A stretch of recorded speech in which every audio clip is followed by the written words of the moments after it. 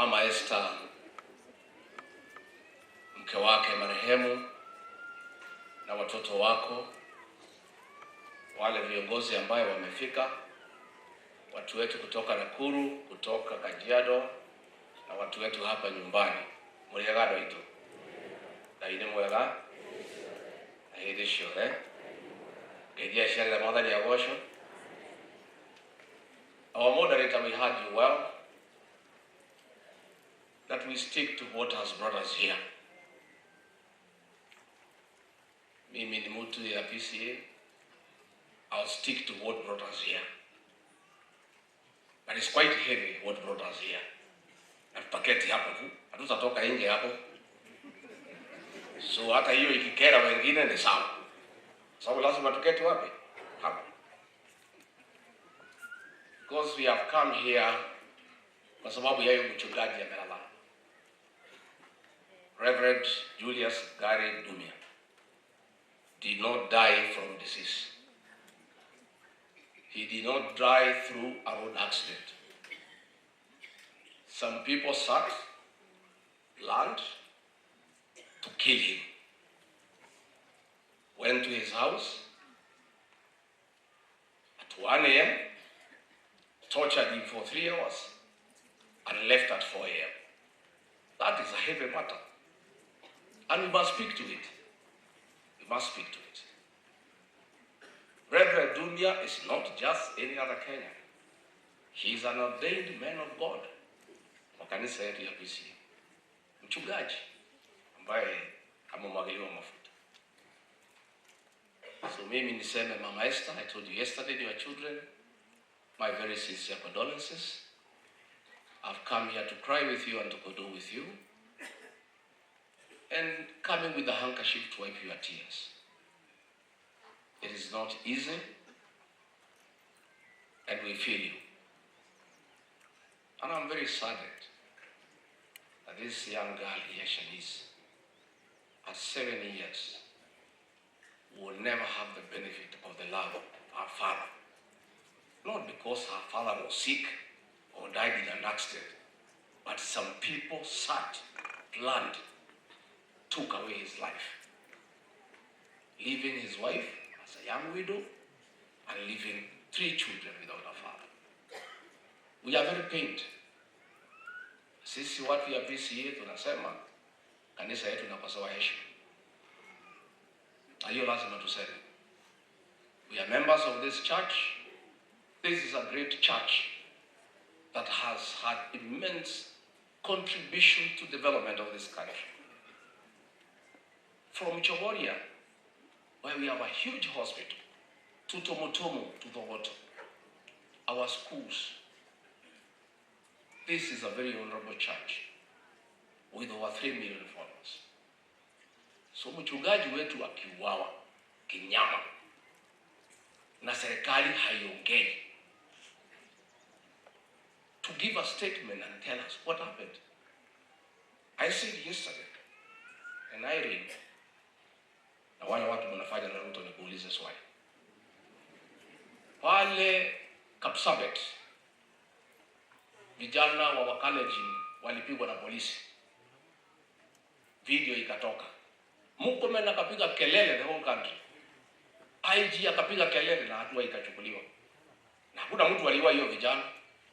Waona damu ya mchungaji imemwagika. Murkomen hawezi chochote. Sasa ni siku 6 amenyamaza. IG amenyamaza. Why? Is the life of our reverend a lesser life? This is a great church. This is not just another ordinary Kenyan. It's a man of God. Why is government quiet? Tumepata habari na Mheshimiwa Kimani Ngujiri umesema CCTV footage inaonesha wauaji wakiingia saa 7 wakitoka saa 10. DCI Nakuru are holding that video. Release it. Familia na kanisa na Wakenya waone, alafu endelea uchunguzi. Wale wamekamatwa ni msichana mmoja na kijana mmoja. Wamepatikana na simu ya mchungaji. Wenye kumuua wamemuua, wametupa simu. Wale wamechukua, hawa ndio wamekamatwa.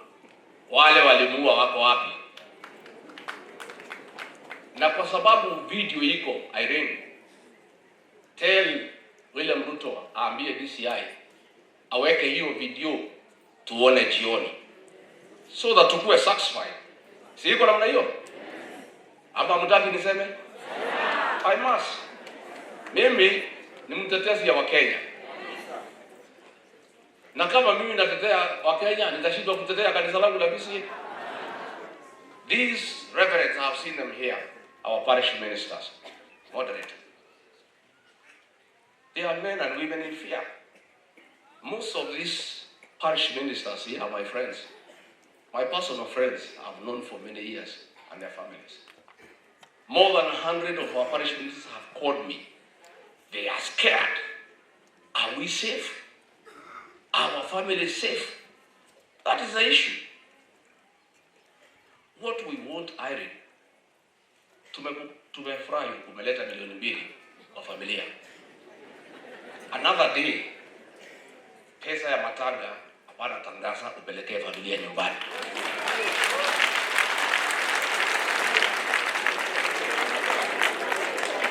Si ndio?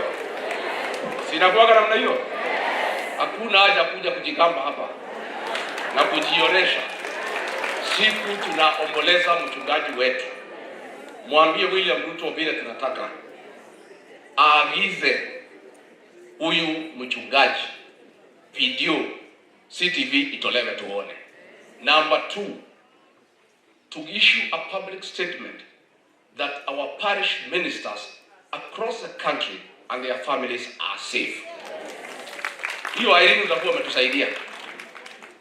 Tell him, na umwambie siku alikuwa anatafuta kura, alikuwa na jaa hapa kwa kanisa ya PCEA. Kila siku alikuwa hapa 7 days a week. What happened? What we have a problem with, moderator, and I called you with a lot of respect as my spiritual leader, and you know I have submitted to your authority. But I am unhappy, as most Christians, the way the government has treated our church. In April last year, goons and police stormed into Mweki PCEA church and beat up women and children. Today, nobody has ever been arrested. In December, goons and police stormed Kariobangi PCEA church, beat women and children. Today, nobody has ever been arrested. Tell William Ruto, much as we want his 2 million, let him order the rest of the goons and police who attacked our church, the PCEA church. Hii ni kanisa ya heshima. Na kuna serikali tangu independence imevamia kanisa la PCEA. This is the only government. The nearest it came to ni serikali ya Moi iliumiza Reverend Timothy Joya, lakini walimpiga nje ya kanisa. At least walikuwa na adabu kidogo. They never came and fought him inside the church. We have a big problem ya kwamba wahuni na polisi wanaingia kanisani kuumiza waumini wa PCEA. Mimi nataka niambie our parish ministers, we'll fight for the justice of your colleague. We'll shout from the rooftop until Mama Esther and her children and the church gets justice. A man is not a chicken. Mtu hapana kuku, hapana mbuzi, ati anauawa tu holela. Alafu mnaenda mnashika watu wawili wale walikuwa na simu yake na wenye kumuua bado kamatwa. I want to tell our parish ministers, please take comfort. I know you are troubled. Most of you have talked to me with your families. I know you are troubled. We'll fight to make sure that you are secure. My advice, as your member, those who serve outside their homes, don't live alone. Usikae peke yako. These are difficult times. The Reverend Dubia was living alone. So he probably he had 2 other people in the house. Probably will not be here today. Lakini mimi naambia parish ministers wetu tutamtetea, and we'll make sure that you have a good environment to serve. You are great men and women. You are a blessing to our church, the PCA Church. And we must assure you of security. And we must call out the government to give security to the church. Ordinarily, ukipata shida unakimbilia mchungaji. Sasa kama mchungaji anauawa utakimbia kwa nani? Where do you go to? Na sisi hatuna shida na mtu yeyote. We have no problem with anybody. Sisi tunauliza tu kanisa yetu ipewe heshima. Juzi tumekuwa hapa ACK Udhaya Church. Polisi 12 wamekuja hapo. Wanataka kutua ndani ya kanisa na bunduki na risasi. William Ruto amesema hiyo watu wasishtakiwe. Mmoja amepigwa transfer, wengine wanaendelea. Hawa walitupiga Mwiki, bado wanaendelea. Wale walivamia Kariobangi bado shikwa. Sasa kanisa ilichagua wewe. Wewe umeturn against the church. PCA Church supported William Ruto to a man. How can it be that the church is being attacked every day and is quiet? Minister wetu hapa amekufa. These parish ministers are in fear. And I've come here to assure them. And I've told Mheshimiwa Wandeto, you must do a parliamentary question as soon as the National Assembly comes back, asking for answers and seeking a statement from Kipchumba Murkomen that our parish ministers of PCA will be safe and they will be protected and they should not live in fear. Ndikwenda kukilia kumau, ndikwenda kumaja ohoro. Nditungo mondaleta kugire. Wadi yetu lehi ni cia PCA na tugathiria itu. Na uragani. Na makanitha maitu kuhurwo ni mikora. Na ajugi atiriri. Gutire bulete kagate. Gutire bulete kagate. Gutire werira agithita gikate. Rege yurage kiaga. Tutigacokia kana harage kiriate.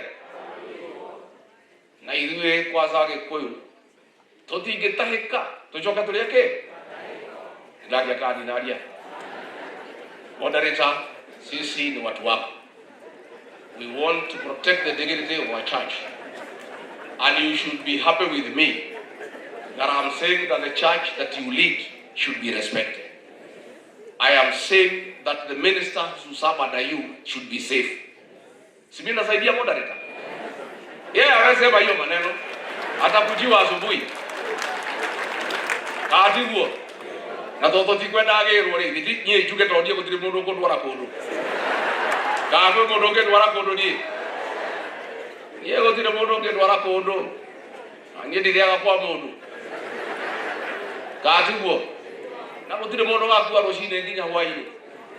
No rimwe tutingitikira kanitha witu wa PCA wagirwo gitio gutungatiri. Moderator Fego, our church was attacked in Kariobangi by goons inside the church. They came to the altar. They came to Mwiki inside the church. Something that has never happened in the history of independent Kenya. Then our minister has been killed. And everybody is quiet. Atimewachia watu wadogo hapa Nakuru. And Nakuru Mheshimiwa Kimani Ngujiri. We have a serious security problem in Nakuru. Watu wanauawa kama kuku. Iko vijana 5 wamekuwa sodomized hapa Lanet. Iko watu wameuawa Nakuru. Na polisi wamewekwa pale, wote wametoka jamii moja. Hapa mlima yote jamii moja, OCS, OSPD. Kwa nini? Why are you deploying one community to be in charge of the police command in the Mount Kenya region na Nakuru? Nakuru watu hawalali. The insecurity in Nakuru is on another level. We are calling for a purge of the security chiefs in Nakuru so that we can have order and people can feel safe. Andu a nyumba itu muri okwa nyumba no mwiyumiririe ona cia thirakara ona twa mugurune gabogo mukeyumia. Look at this girl. Shanice, come here. Just look at this young girl. Moderator, why you see us bitter and why we have a problem with William Ruto and his government is that this young girl at 7, the father that she adored, the father she lived with is no more. What shall we tell this girl when she is of age? What do other parish ministers feel and their families? Yesterday at the memorial, a representative of the children of the pastors was crying, please protect our parents, take care of them, are we safe? She was crying before us. And that is why we speak with bitterness. Na sisi hatuna shida na mtu, lakini hatutaki kanisa letu PCEA ihangaishwe. Hatutaki. Parish ministers, I wish the way I have seen you today, I would have seen you during happier times. Muko hapa nyote vile mnakuwaga kwa General Assembly. I look forward to a day when we shall meet all of you the way you are, when we are happy and we are laughing. So huyu mtoto kwa niaba yake, we are asking for justice. We are asking for justice. 2 young boys in university. Wapi hiyo watoto wa mchungaji? Where are those 2 young guys? Come, just come, so that people can understand why. Yeah? I read more than I to what get and I'm why. No more with Maya. Yeah? These 2 young guys are at the university, they are twins. They are in the 4th year. Na mimi jana na mjumbe wa Kajiado North tumepanga vile watasoma. Yeah, tumepanga vile watasoma. So when now this family had a good father, he is no more. And he didn't die because he was sick. Ni watu wameketi pahali wamepanga kumuondoa kwa dunia hii. Wamewacha hao watoto wakihangaika. We must get justice for this family. Katibu. Yeah, na mimi nitafanya hiyo kazi. Na tukulutake hiyo. People must face the court. They must answer to this crime. These children, they cannot get their father back. But at least they will be quite happy to know who killed their father and why. Please sit down. Ndugu wetu, wale sana moderator kama tumezidisha, lakini ukweli ndio huo. Na sawa. Niwada hata hivi hata ndugu yote kugogoda huko. Tutijera wewe kuingilia wewe mtuli vitu. Najua the moderator and myself come from Madera. Ni mtu yangu ya nyumbani. So ni wewe tunasaidia. Hiyo tunasema wewe sema. Lakini hiyo imewafikia. Nimekugaidania mwinuka. Nimekugaidania. Nimulioka kujera wa mnyoro. Mugokali. Mugokali. Gabi tuamura ndivyo mweke. Wacha sasa nimwalike huyu kiongozi anaitwa Eugene Wamalwa, ni wakazi. Nimwambie hai kazi. Hai kuzo. Kazi ni hai. Wakazi ni wapendane wasipendane. Wakazi ni wakae pamoja wasikae pamoja. Wakazi ni watembeleane wasitembeleane. Karibu kuzo.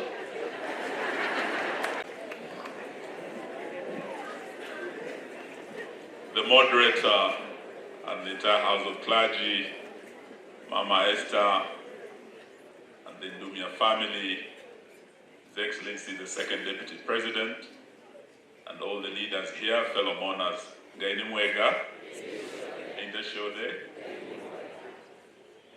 First of all, let me bring my condolences and the condolences of my family to Mama Esther and the Ndumia family, the entire family, Poleni Sana. I also want to bring my condolences to the PCEA Church, and particularly those from Nakuru that Reverend Julius Ndumia served. Those from Kajiado, where he resided, and those from Nyeri here, his home, where he be laid to rest. We are here to say, Pole. And we're not just here to mourn. The whole country is mourning with you. I bring also the condolences of His Excellency Kalonzo Musyoka, the 10th Vice President. He would have liked to be here. In fact, he spoke to our brother Rigiji yesterday, but he was traveling and leaving the country today. but he sent me to bring his condolences. Yesterday he was in Nairobi and he spoke about this, and indeed the people of Nairobi were mourning with you yesterday. I was in Narok yesterday in the ordination of a deacon, and the people of Narok were also mourning with you because Reverend Ndumia did not die a normal death. He was murdered. And indeed, this is a murder most foul. So we are here not just to stand with the family, with the church, but to demand for justice. And we say so because it is the cardinal duty of any government. And today we have several governments meeting in Kenya. The world has come to Kenya in Nairobi today because of the Africa Forward Conference. And indeed, even the leader of the United Nations, Antonio Guterres, is here. And we are saying that Africa cannot go forward, and indeed Kenya cannot go forward without security. The first thing and the cardinal duty of any government is to ensure the security of its citizens and to ensure the security of the property of those citizens. So for a spiritual father, a reverend like Julius Ndumia, to serve his people, retire to his house, and as a man of God was resting, some people went to that house, to his home, and tortured him and murdered him. This is not a normal thing. And that is why we're here to demand that justice be done. And it is, I heard one of the leaders here say that this is the only death that has happened in the church in recent days. There is a pattern that is now arising in this country. Apart from Reverend Julius Ndumia, and we say poorly to the PCA church. I am a Catholic. We have lost several priests in recent days. Those of you who are from Nakuru, you remember there was the death of Father Ndegwa. He was serving in Nyahururu Parish. He was found murdered, his body along the road from Nakuru to Nairobi. Father Lois Lele, another Catholic priest who was serving in Tot, was murdered. He was a harsh critic of the government, and particularly the issue of insecurity in the North Rift and in the Elgeyo Marakwet area. He was a thorn in the flesh of the government, and they went and killed him while he was serving the Lord in a security-prone area where bandits are. And we are saying that, as we say poorly to those who have lost, we're asking that the government must ensure the security of all citizens. Because if our spiritual fathers are not safe, how will the children, the brethren, the flock, if the shepherd is not safe, how will the flock feel safe? So it is an issue of serious concern for us, not just as Kenyans, but also as citizens of the world. So today, as we meet here also, we want to urge that the church, though you are facing great difficulties today, you have remained the conscience of the nation. Honorable Gachagua has spoken about Reverend Joya. The PCA church has been the voice of the voiceless. Even in the darkest days of our democracy during the Moi era, the PCA church spoke out for the people of Kenya. Of course, they paid heavily. Reverend Joya paid heavily. We remember Bishop Alexander Mugai of SCK. He paid with his life. And there are many others. Father Kaiser of the Catholic Church, who was also found along the same Nakuru-Nairobi Road murder, because he spoke for the people of Kenya. We are asking that though we are facing difficult days, please continue speaking for the people of Kenya, speaking truth to power. And we, in the united opposition, we stand with you as we demand that freedom of worship, guaranteed by our Constitution, does not depend on the generosity of the government. It is guaranteed by the Constitution. So our ministers, when they serve, wherever they may serve, they must be protected. And the house of God that has been violated severally As Honorable Gachagua spoke about Mwiki, in Nairobi, some of these churches where we have been, we've seen tear gas in Kariobangi, and Witima, what happened here, we are urging that the freedom of worship be respected, the house of God and the men in cloth who serve us be respected and be protected. Sitaki kusema mengi, nataka niwaombe sana, mtuombee. Wiki hii tunaenda katika mahakama. Ndugu yetu huyu Rigiji, mnajua yale alipitia, mkiombea familia ya Ndumia, mumuombee pia. Sababu tulikuja hapa Nyeri wakati mmoja na Mheshimiwa Gachagua wakati wa moto wa Endarasha, watoto wetu walikuwa wameaga. Na wakati huo alikuwa amepangiwa kung'atuliwa mamlakani. Tulimwambia wakati huo watu wa Nyeri na watu wa Mlima, muna marafiki. Na ingawa Rigiji alikuwa targeted there na akatimuliwa kwa njia haikuwa ya haki, ana nafasi sasa ya kipekee atendewe haki.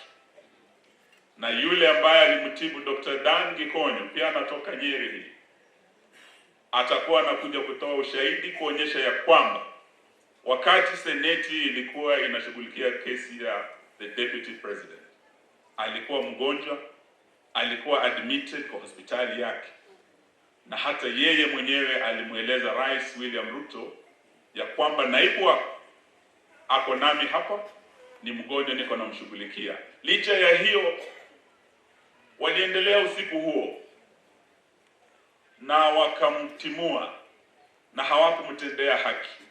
Tuomba ya kwamba wale ambao nimesikia jana Bwana Kindiki akisema yeye anataka sasa Dr. Gikonyo akuje huko awe cross examined. We want to tell you, Bwana Kindiki, Professor, we are ready. We have a legal team.